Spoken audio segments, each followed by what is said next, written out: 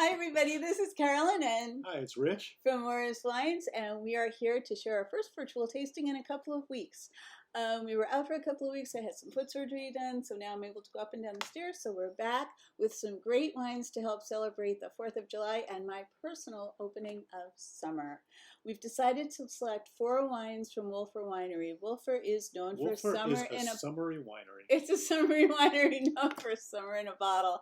But we had a couple of really cool surprises when we were pre-tasting. We're getting really excited about being able to share them with you. So, Richard, take it. Okay. Yeah, as I said, Wolfer's lineup of wines, ciders, even gins, and a couple of other Yeah. things, all just say summer. I mean, it's perfect. They're in the Hamptons. Hamptons is a summer playground. And just want to give you a little background on the Wolfer people, and then we'll jump right into the wines and taste through them. Okay. Wolfer was founded by Christian Wolfer, venture capitalist, born in Hamburg. Son of a winemaker. No, that's Roman. That's the winemaker. That was Roman. Yeah. So Christian started. He had the vision of acquiring all 55 acres on South Fork. Has an equestrian center there and wanted to make wine. Very regional. He considers himself more regional than some of the North Fork wineries. Very regional, very terroir-driven wines. His winery officially, his winemaking and winery officially started in '88. Then Roman Roth, another German, came aboard in 1992. Has been the winemaker ever since. Roman is really, I think, really gave Wolfer its style, its focus, its character. Yeah. He's son of German coopers and winemakers and cider makers. Yeah. And he got into the business at 16. He's passionate about wine. He loves wine and food, wine, classic wine. Wine is meant for aging, and he appreciates the Long Island terroir. It's unique. Yeah. Its unique typicity as well as, but he comes with that European background of elegance and style, and he's really given Wolfer the style that it has now. So he makes great products across the board. Everything he puts his hand to, he seems to do well. Even the gin he makes is lovely. We love it. We've got a nice sample. They have a broad spectrum of products. We have a nice sampling of a little of everything. Starting off with his sparkling wine. We love bubbly. We love fine champagne, and his Noblesse Oblige is, I think, one of the best. It's gorgeous, and that was no surprise. I was saying before the summer surprises. I do want to say, while Rich is pouring the wine for us to taste, that I think one of his real talents is in bringing together really great people to work with him. He recently hired Miguel Martin, who was the winemaker over at Palmer and Roanoke for quite some time, to help, and he has the greatest trip in the world. His name is Nora Garcia, who actually brought us back to Wolfer. You weren't really stocking a lot of their products. Yeah, we definitely want to give acknowledgement to Nora, who's helped us reconnect with Wolfer a few years ago. She really is. She shows up at our grand tasting. She does tastings in the store. And we really thank her for really bringing us up to speed on all these great wines. They're really good. Long Island's a great place to make wine, people. Believe it or not. Let's start. Okay. So Carolyn is taking the reins and pouring the Noblesse Oblige, a Brut rosé style, or method traditionnelle as they call it now. Part of their sparkling wine, sparkling dry rosé champagne method. This is their White Horse series. Yes. They have an equestrian center and stables, and they breed horses. And their top wines, they label them and name them after some of their horses. This one is named Noblesse Oblige. Yeah. Roman has a way of blending, in some cases, like 6 or 7 different varieties. I assume this was like kitchen sink blending when I first saw it on labels or when I was looking up Wolfer wines. But no, he is very precise about blending and very fanatic, and will add like 1%, 0.5% of a given wine or other. And we'll get more into that later, but the breakdown on this Noblesse Oblige is 47% Pinot Noir, 52% Chardonnay, a classic champagne blend, and he puts in 0.5% of Merlot. Can I say something about this that I love about this? I love the bead, and I love the froth on the top. It's just exquisite. Yep. Also that light, that beautiful light blush color there. Yeah. Okay, yeah, so just we're going to evaluate the wine just in appearance alone. It's got a nice fine bead, as she said, a good mousse, and then it's got this beautiful pink salmon color. Yeah. I love this stuff.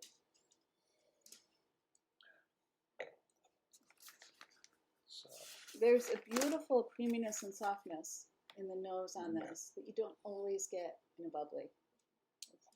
yeah. A lot of care goes into this. In tasting this before, it was interesting. I noted mainly spice in the nose, and then the fruit kicked in on the palate. I just got apples before, remember? Yeah. Yeah, I get, on the nose, I get ginger snap, clove, a little peach pit, a little citrus zest.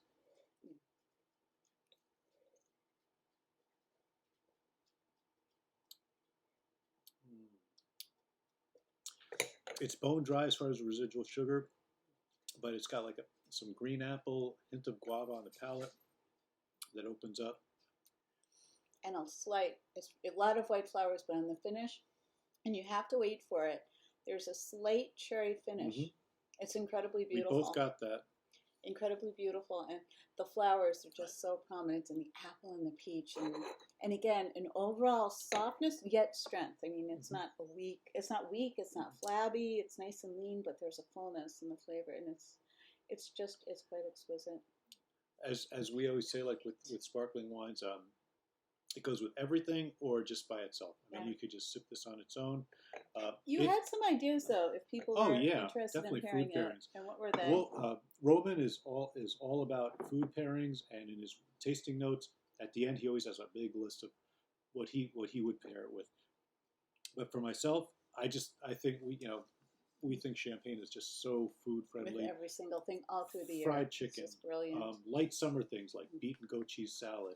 I love, if you've never tried it, try a watermelon and feta cheese salad with some cracked black pepper. That sounds really good. That would be great with this. Raw bar, strawberry rhubarb pie would go well with this. And if you like cocktails, which I do, one of my favorite gin cocktails is a French 75. A little of this, a little of this, a little fresh lemon, a little agave syrup. Yeah. Look it up, French 75. It's a really great drink. I don't drink gin drinks, and champagne. I just have a sip of riches. And it's the way to go. So this is a beautiful start for our tasting. Definitely. And you know what? When you're just drinking it casually, like you just take a sip like I just did, the apples and the peach come up far more prominently. Lovely. Lovely. We love this. We drink this all the time. We do. Okay. Okay. So that was the winner. Don't forget seafood too with this. Well, I was going to say I don't eat seafood, and the first thing that came up for me was crab meat. Yeah. Or a nice lobster roll. Yeah, lobster, a little sweet flavor, beautiful with that.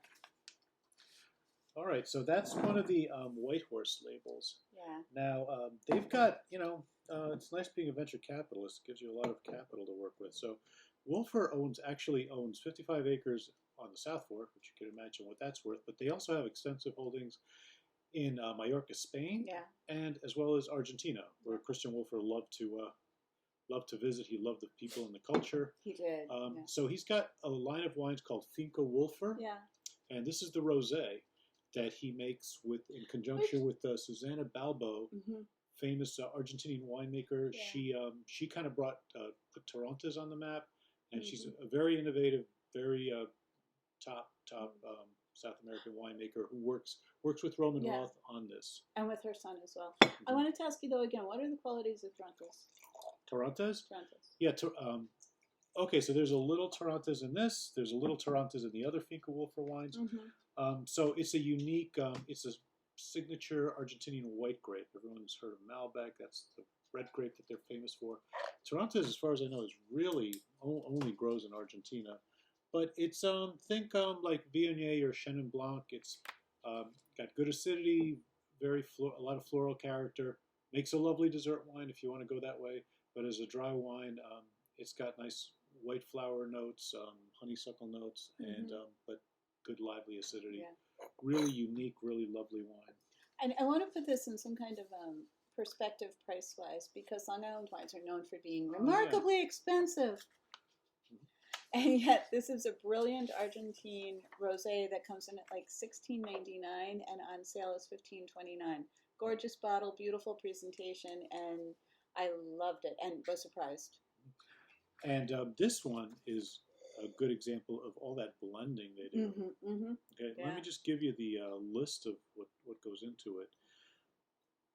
Malbec, Pinot Noir, Syrah are the main grapes. 10% Cabernet Sauvignon, 5% Sauv Blanc, a little Torrontés, a little Chardonnay, a little Bonardo, and even a little Chenin Blanc. So that's what we're looking at. First of all, on the nose, I'm getting honeydew melon, which is really neat, Yeah, and definitely. white peach, yeah. And the melon sort of grows as you're smelling. It's really neat. It's beautiful, glorious. A whole bunch of melon there. Beautiful, soft blush color. You get a little of the white flour in it. I do, yeah. Yeah, that comes through. Got more white flowers in our later one there. We'll talk about later. Oh, that's really. Look at that. I mean, it's hard to see here, but that beautiful, soft blush color is really so nice. Almost like the color of the noblesse. Yeah. A little salmon to it.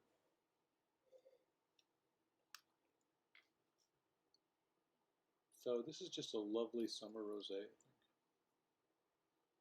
I think. And every once in a while, I run into people who kind of think rosé is just pink wine. They're all kind of the same, but they reflect the character of the grapes that they're made from. Well, as any wine does. And Wolfer has so many different rosés they make. They make the Summer in a Bottle, the Estate Rosé, the Finca Wolfer, the Sparkling Rosé. Yep. They have a rosé cider and even a pink gin. So it's like 6 or 7 right there. And again, this for the price is wonderful. It's got far more complexity than a lot of other rosés in the price range. So I like it. Yeah, I would have this with salads or shellfish, or just just for sipping on the deck. It's great if you're having a barbecue or a summer dinner or a summer affair where you want something light when people come to your fair a little early. It's terrific. What's the alcohol in that, by the way? It is 12. It's 12, so it's great. Pretty light. Nice for those hot outside days. Okay. Now, many of you may have heard of Wolfer because of this phenomenon called Summer in a Bottle. Rosé. Which is a very good name for their wines, because these are such summery wines. We wanted to feature Summer in a Bottle, but since you may be familiar with the rosé, you may not even know they make a white version. I never tasted it before today. It's our first time tasting it. It's our first time. It's so good. Oh my God.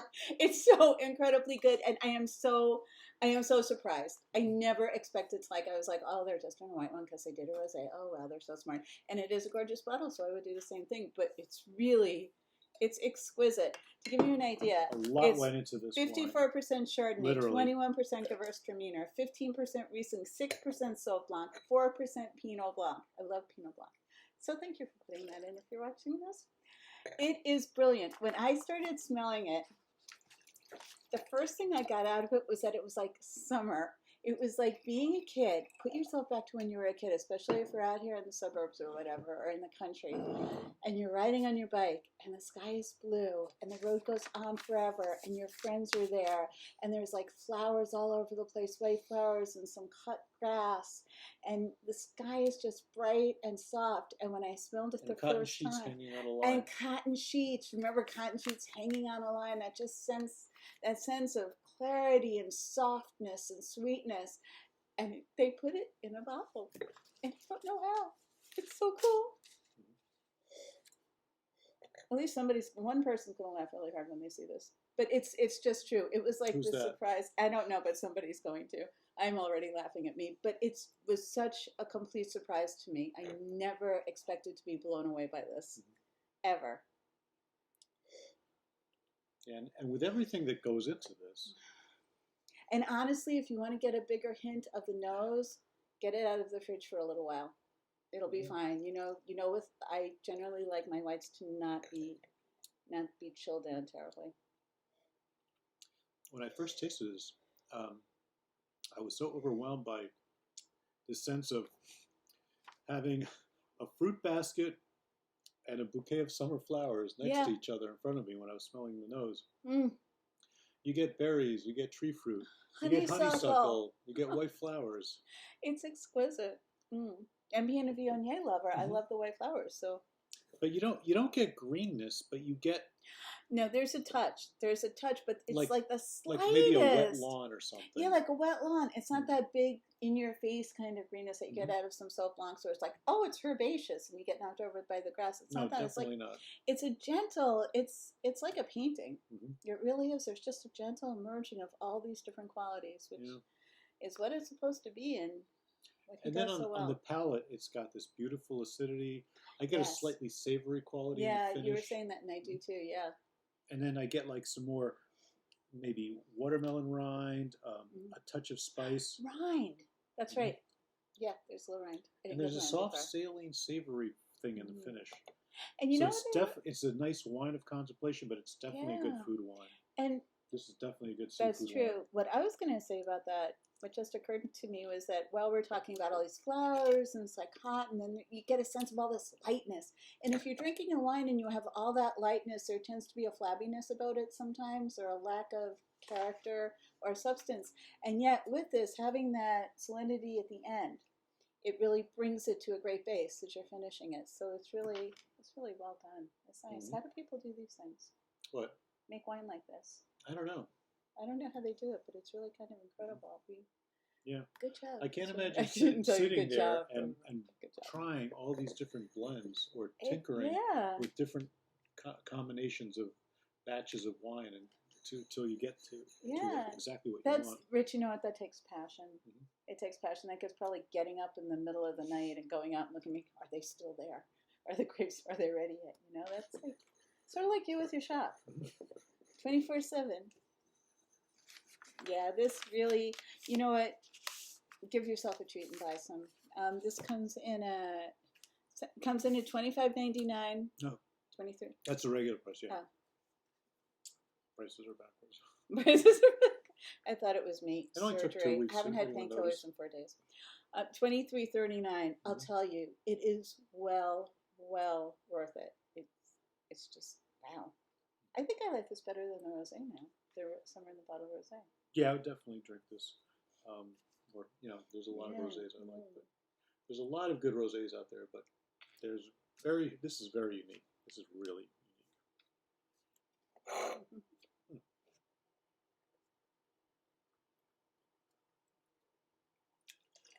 It's not that finish. A lemon, little touch of lemon, little touch of citrus.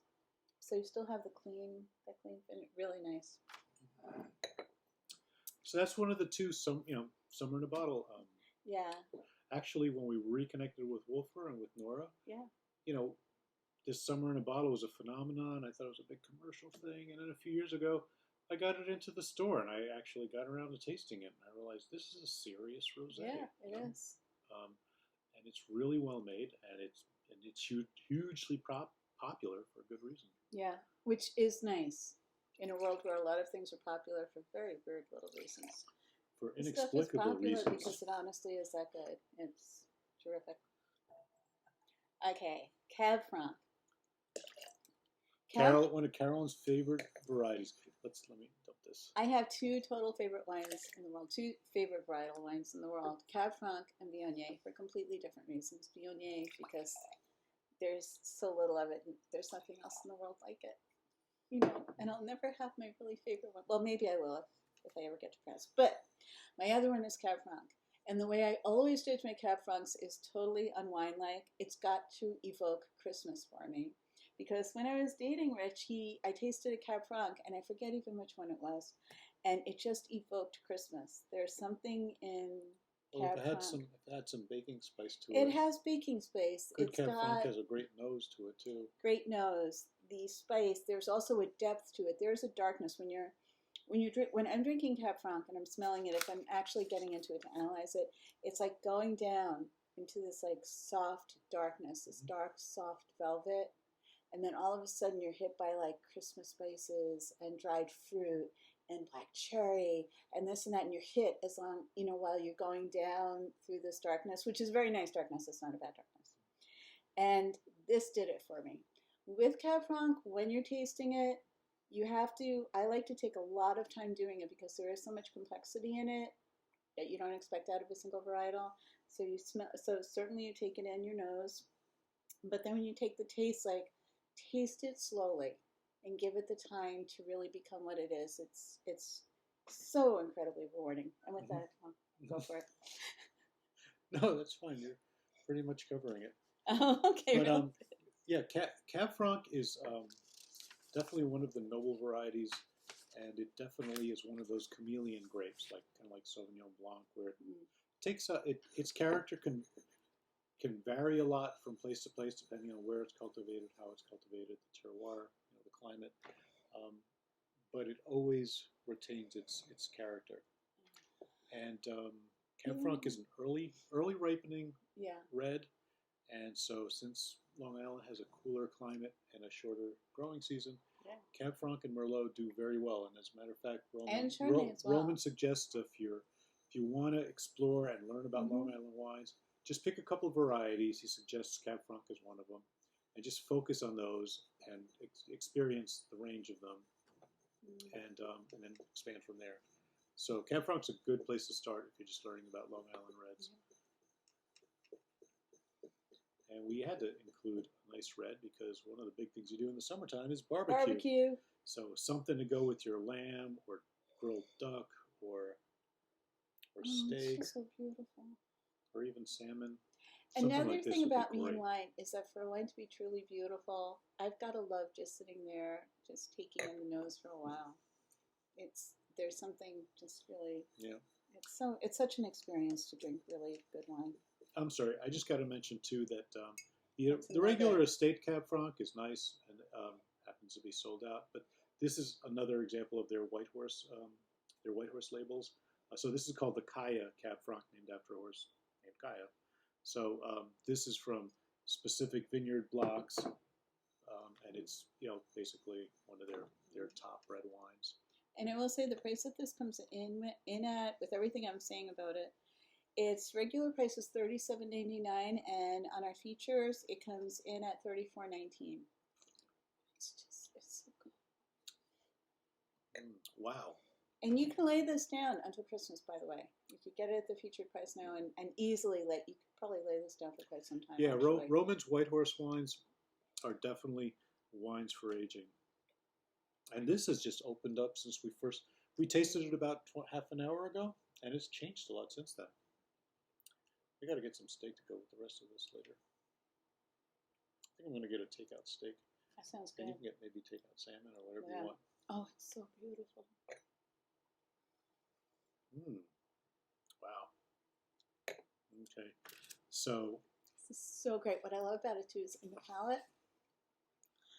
It's sort of, and it must be a quality of Cab Franc, the velvety quality of it, that it takes over your whole palate, the whole mouth, and it's just. Oh, it's exquisite. This you could drink with. You could do a good tomato sauce with it, and pasta, a bolognese, absolutely. Lasagna. If you're doing lasagna, keep it light, the lasagna. Don't make it too heavy because you want this taste to be taken in. Any kind, like Rich said, any kind of steaks will be beautiful. Lamb, salmon. Lamb, salmon, anything with fruit, dried fruit in it. And yeah, definitely. It's Christmas. Christmas. Yeah. So hey. Thank you, Wolfer, for these great wines. Thank you for doing right by Long Island. We love Long Island wines, and these are really good. So, are you done talking about the wines, or I have to ice my feet? Yeah. I'll just enjoy this and keep my tasting notes to myself. No. To me, it's very precise, lithe, dances across the palate. It does. It's definitely not a heavy wine, and it begs for food. So, and I'll leave it at that. That's great. Okay, so let me go through the other wines really quickly that we have featured right now. Again, they've been featured for a while. Take advantage of them. Okay, we have the Finca Rosé. We've done through the this Finca Red through the weekend, by the way. through the weekend. And Finca Red is also good. Do you know what the blend is on the Finca Red offhand? Or no? It's mostly the Finca Red. It's another Finca Wolfer wine From Argentina. I think it's 90% Malbec. It's mainly Malbec with 10% Torrontés. So it's a chillable what we were red. saying, that's really something to try. It's not the white. It's kind of like the trick they do in the Northern Rhones, where they add like a little bit of Viognier to their Syrah, and it just kind of makes the aroma pop, brings out some floral notes to it. And in this case, you know, they're using 10%, so it makes it a little more floral, a little fruitier. It's still a red wine, and it's a wine that the way they describe it is it surprises you. It really surprises you because it's a beautiful red wine with a little twist to it, and you drink it a little bit chilled. It's really nice. If you've never tried it, get a bottle. Yeah, if you do like to chill your reds, that's one that's really suited for it. Everything Wolfer is on sale, so that includes Summer in a Bottle White, but there's Summer in a Bottle Rosé. The Pearl Chardonnay, it's also one of their White Horse wines. Yeah. It's a tremendous Chardonnay. Yeah. It doesn't taste like any other Chardonnay I've ever tasted before in my life, so give that a try if you can. The Kayak Cab, obviously great. Finca Wolfer also, they're from their property in Mallorca. They make something that's the Finca Wolfer Brau. It's mainly Petit Verdot. It's a beautiful wine. Pure Petit Verdot is not brilliant. Pure, but mostly Petit Verdot, which just turns out beautifully. Ask me about it if you want to know more about that. Okay, of course, Noblesse Oblige, which we love. Yep. And also the cider that was referred back to us by a person I know.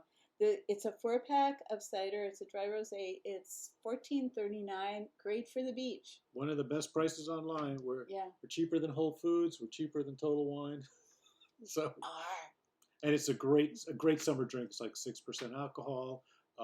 Easy to take to the beach. Goes with food. Yeah. It's not a sweet rosé, but it's not one of those dry ones that tastes like yeasty. It's really balanced. And you know what? It seems like maybe it's an homage back to his mom.